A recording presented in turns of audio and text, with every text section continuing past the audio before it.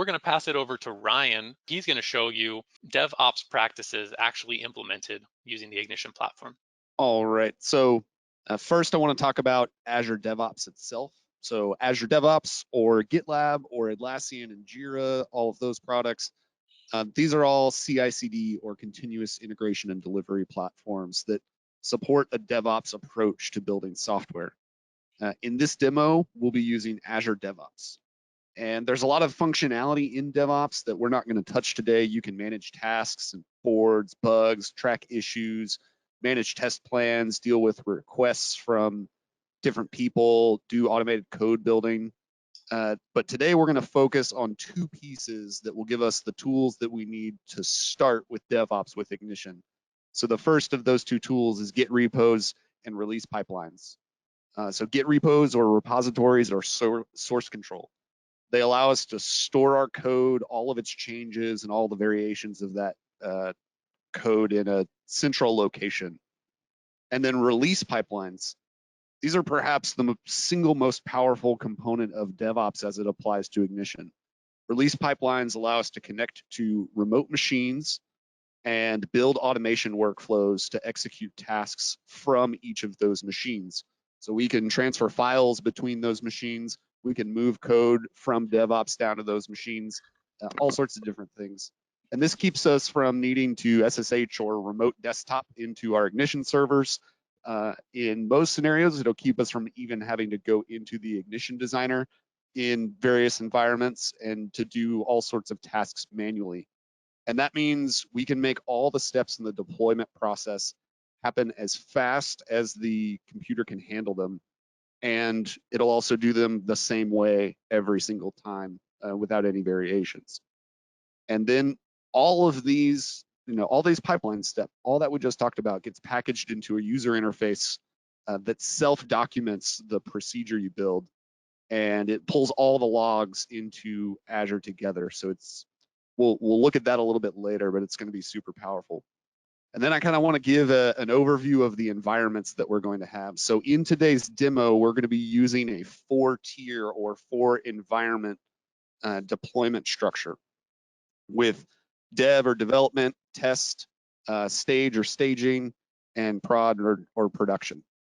So starting on the end, we've got the production environment. Pretty self-explanatory. That's what's actually running our facility or our operation. Then we've got staging, and this is an environment that is as close of a clone as production as we can possibly make it. It is a shameless replica of production as much as it can be. So this is the location where you're going to spend time building a sophisticated simulator, or maybe even have a small prover production line with an actual PLC where you can test connectivity and different values. Staging is also where you're going to want to do your regression testing, which is where we're going to test that our changes didn't make any unintentional changes. And if you've ever had a deployment fail, and then there's an action item that gets created, right? Okay, we're going to make sure that gets tested every time we deploy from now on. The staging environment is where you can actually do that testing and where you can actually keep that library of regression tests to run against, so that you really can test that every time from now on. And the staging environment is the key piece that would have saved developer Dave. Then we're on to the test environment. So now we start deviating from production. Test is where we're going to evaluate the actual changes that we're making for this push of the code. Here's where we'll do very rigorous testing of what we're changing and adding to our project, but we're going to ignore the rest of the application.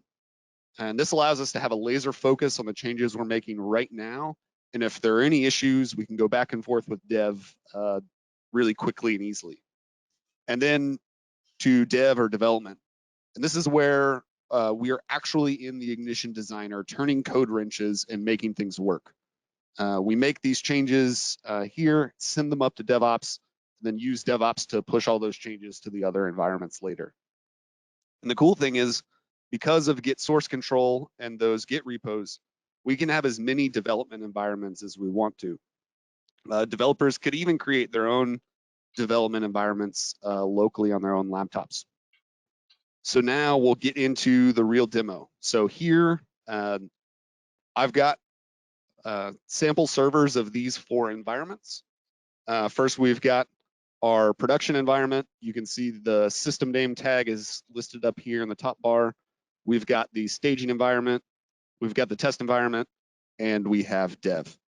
So this is the Ignition Quick Start project that comes with the application with Ignition on install. And we want to add another menu item here to the top for another page that we can navigate to.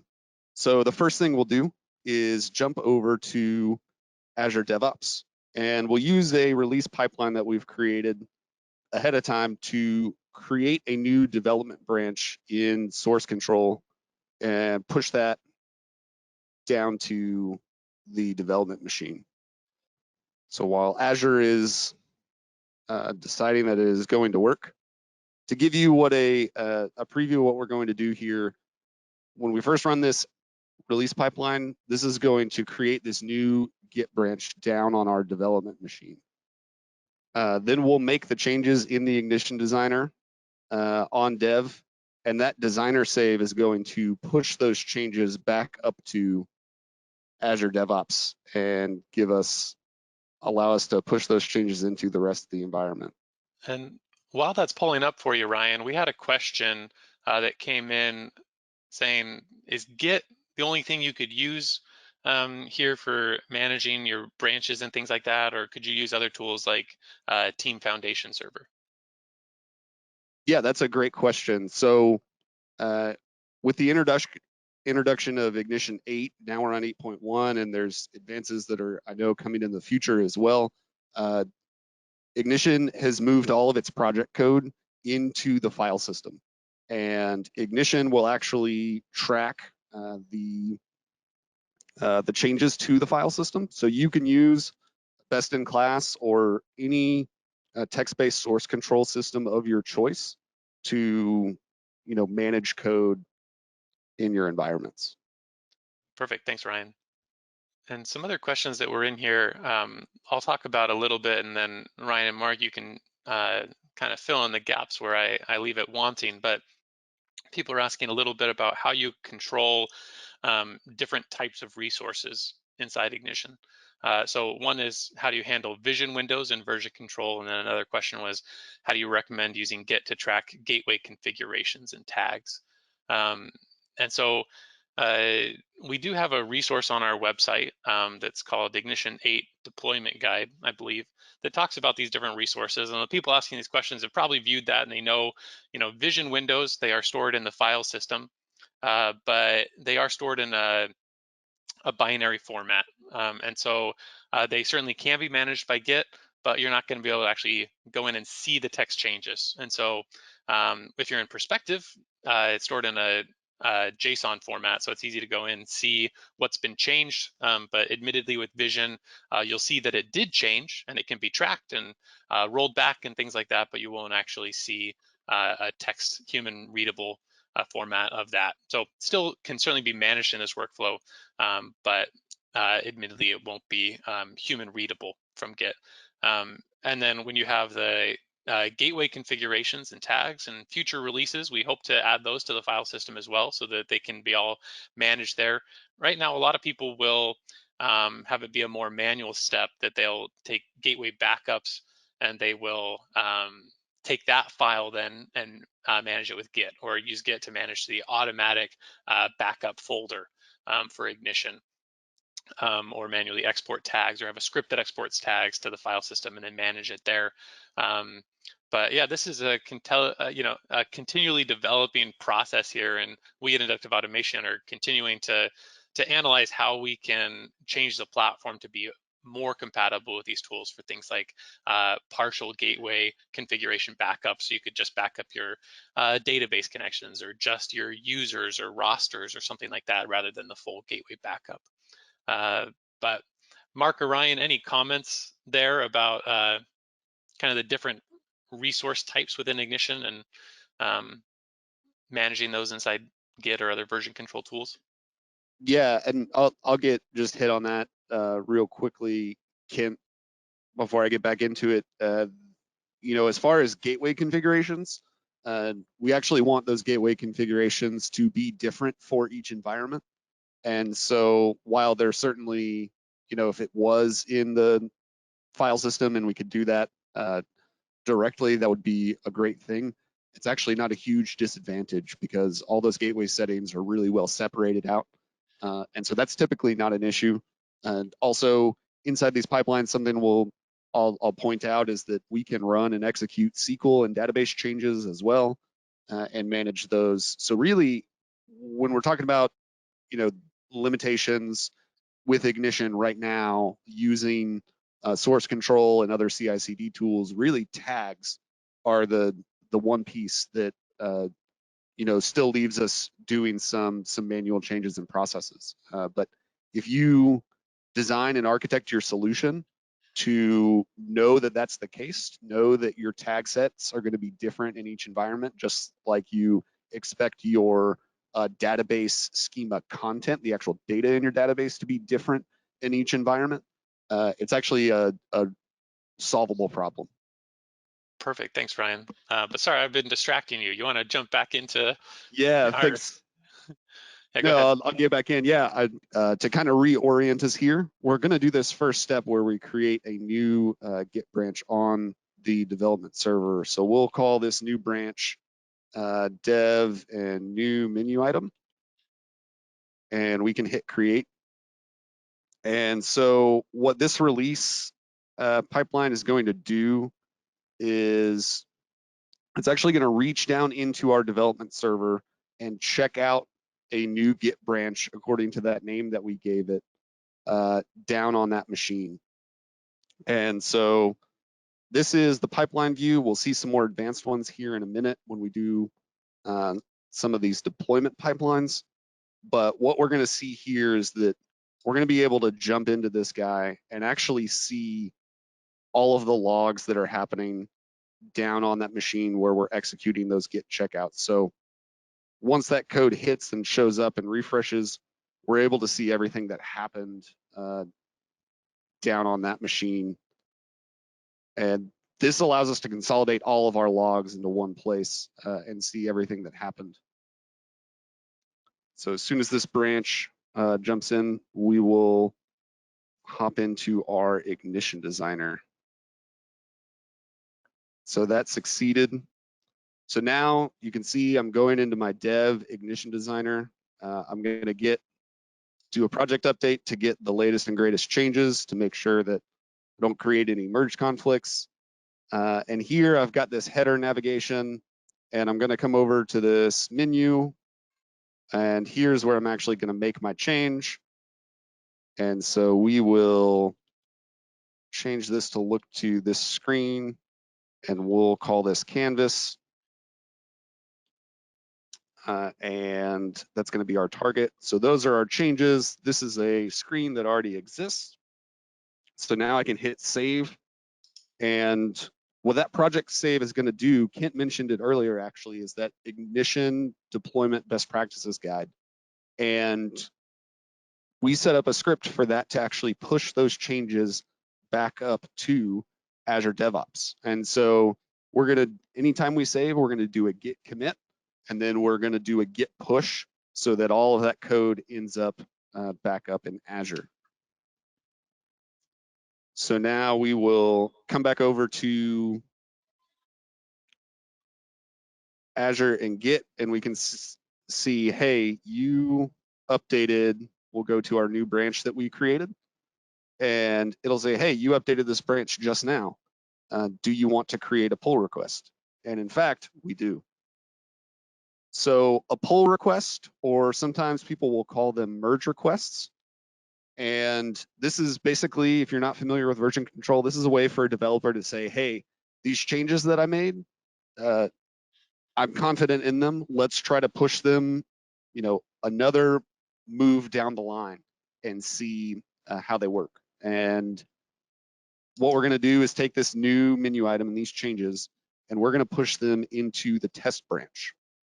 And what's cool about merge requests is we can protect branches and set up requirements for approvers and reviewers and people to actually make sure that This is legitimate changes so that not anyone can just go in and modify the code. And we'll create that pull request. DevOps is going to validate that there aren't any conflicts for us. This is the page where we would do approvals. People would get emails for that. And then once we're confident that it's what we want, we will complete that merge. And that will actually merge those changes into the test branch. And so once that is complete, we will go back over to our release pipelines. And now we are going to deploy these changes to the test environment. So to kind of make sure that you guys all know that I don't have anything up my sleeve, here's that change on the dev environment where we have this canvas button where we can click that guy on the menu and come over here, and we can then go back to home and now be on this side. That's there. On our test environment, we don't have that button yet. So we can come over to the release pipelines, our deploy to test, create a new release, and hit create. We'll see that release 8 has been created. And now if we jump over this, we can see this workflow. So this one's a little bit more advanced. And each of these cards is called a stage. And these stages can be organized in any fashion. You can split and merge and do all sorts of different things.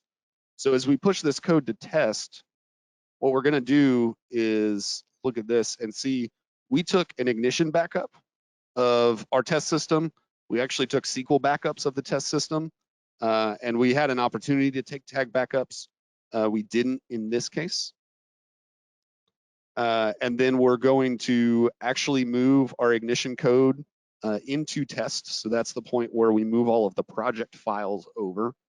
Then this is stopped. So this is the time I'll show this. This is a manual intervention step where I can hit this resume button.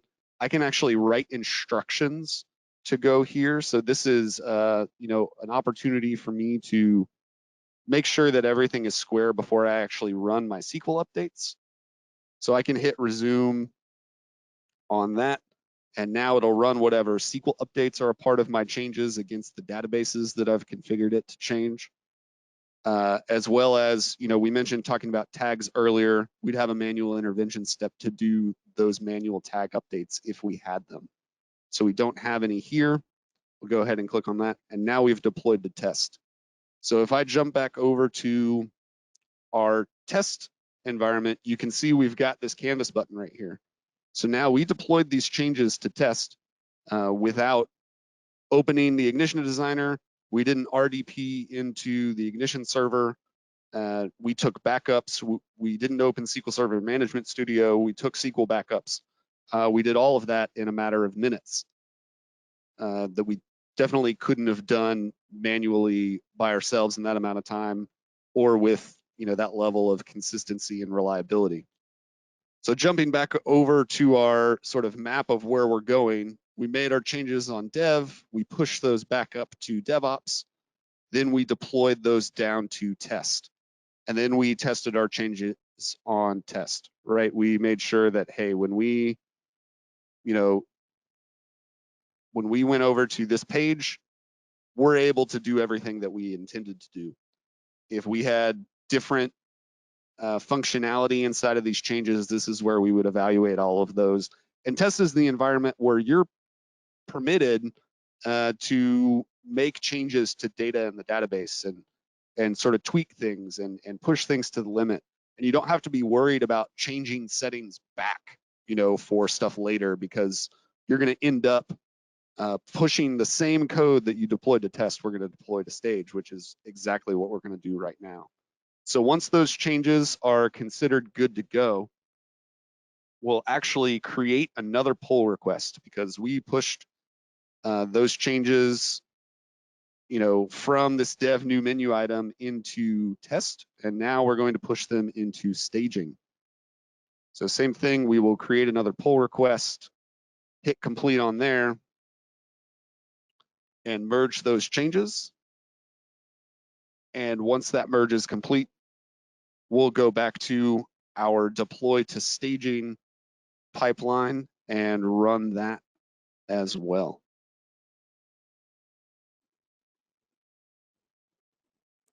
So we can go over to our pipeline view and actually see this progression happen as it happens on all of these individual machines. And so when we set up these environments, it's important to note as well that in our example here, I've got Ignition and SQL, and in this demo, they're on the same server. You could have 8 Ignition servers and 10 databases and an ERP emulator VM and whatever else in each of these environments. And DevOps is going to be able to handle deploying all of them. And any of the CI/CD tools are going to be capable of doing those things as well. And so this is moving that Ignition project code. So while that's happening, we'll come over here, and now we can see in our staging environment, we've got this as well. So once we're to our staging environment, we're gonna go through moderate testing of our changes, but the big thing is this is where we're gonna run our library of regression tests, or a library of tests that we know, hey, we need to run these tests to make sure that whatever we didn't mess anything up. So if we look back to our developer, Dave's story, they lost a menu item that was a critical page of something that they really needed in order to run their operation in their facility, and not having that messed that up. So that gets onto a checklist or onto a test plan, and this is the location that you actually work and manage all of that. The other significant thing about making this environment that's its only purpose is sort of validating that all of those regression tests still work, and that it's as much of a copy as production as possible, even all the way down to including digital twins for critical equipment or PLCs, or this is also where you could connect if you've got ERP integrations, where you could connect the staging or QA environments of those ERP systems. This is the place where you can do that. Is that this deployment, we're now not only testing the changes that we're making, right? The code we changed, it does work, but we're also testing the deployment process. So we're making sure that we're moving all the scripts into the place that they need to move, that we're doing it all in the correct order, that we're not forgetting any of those deployment steps. And if we test and we validate that here, then that means that when we release to production, which is the next thing we're going to do, at this point, the demo kind of feels, I'll admit it, a little bit repetitive and boring. You're telling me that the next step in this demo is we're going to create another pull request, and this time, instead of going to tester stage, we're going to go to production. We're going to create a pull request, and then we're going to hit complete, and that's going to queue, and then we're going to run this release pipeline that's going to be identical to the one that moved to staging, only now it's going to move to production. And so we've got our deploy to production. We will hit create, it will start, and we'll jump over here to our production server. And while this is running, we'll kind of keep talking about this, is that your deployment to production is going to be boring by the time you've done this. We're doing all of that testing and all of that make sure it works in the staging environment where the risk is low and we're not threatening production downtime. And the great part is that DevOps doesn't care if your code changes are 10 lines or 10,000 lines. This process is going to take the same amount of time. It doesn't matter if it's one screen or 50 screens. This code is gonna all push down. The procedure is going to be the same every time. And you're gonna earn a consistency and a speed that would never be accomplishable without some sort of CI/CD tool. And so here, now you can see we've got our canvas in production and everything works really well. So that's the demo, and really, wanted to show that to you all this morning to highlight, when somebody suggests, if you're a customer and you've got an integrator that suggested this, or an engineer that suggested, or if you're an integrator looking to do projects, and you go, it's a lot of work to have 3 environments, much less 4 environments. Utilizing DevOps and utilizing these CI/CD tools is actually what makes that possible to do. It makes it a reasonable amount of effort that you have to put in, because we're letting the computer do all of the work for us.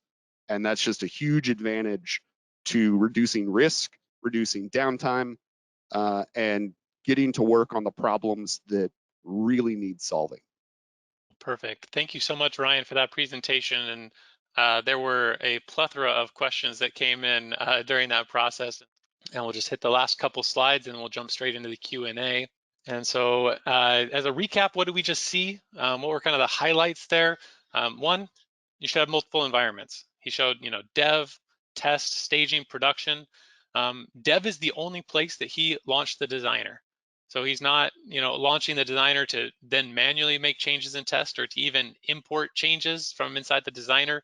And so that's a big deal here, is making the changes in dev and then letting DevOps do all the migrations for you. He also showed us, the source control for the visibility of the changes. We could go even deeper in that. There's only so much we can show in 1 hour here, but showing, opening up Git and, comparing text changes, things like that's all possible with this process. And then as part of deployment, the deployment process, it gave him a standard way to migrate these changes. He even said, it's getting boring at the end as we migrate to production. That's a great problem to have that consistency, so that it happens the same every time. And because of that, these are self-documenting pipelines. There's simplified traceability. You can see what happened. It's really easy to see what's going on. And because you're eliminating all those manual steps, you're reducing user error. You're not taking all these individual backups, going and restoring them. Maybe you restored the wrong one, things like that, or you didn't export what you were supposed to export. And so overall, you're minimizing downtime and operational risk. And so kind of as a conclusion here, DevOps provides that structure for all these different tiers for source control, isolated development, deployment process, and CI/CD overall, which gives you those flexible priorities, gives you those rapid turnaround times, so much faster, and also coordination with multiple developers and minimizing that risk.